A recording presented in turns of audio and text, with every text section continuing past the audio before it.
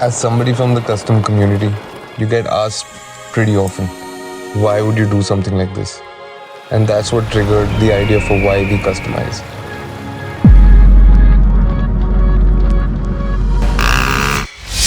We were also inspired from why we ride, which kind of became like a cult following, where people started giving their stories and versions of why they ride motorcycles.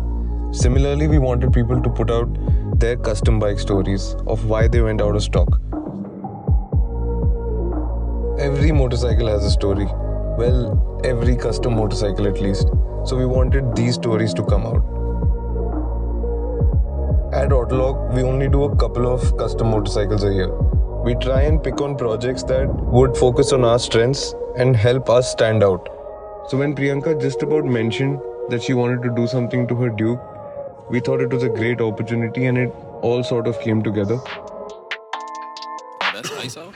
Rack it up, I got a bit of the bank to make me a safe house. Shake it up, she got her hands on her knees and she bringing the cake out. Smoke it up, I got some gas, some packs, I'm up in the green. It was the first time that we tried to do everything in 3D, which was a long and tedious process, but I think the results speak for itself.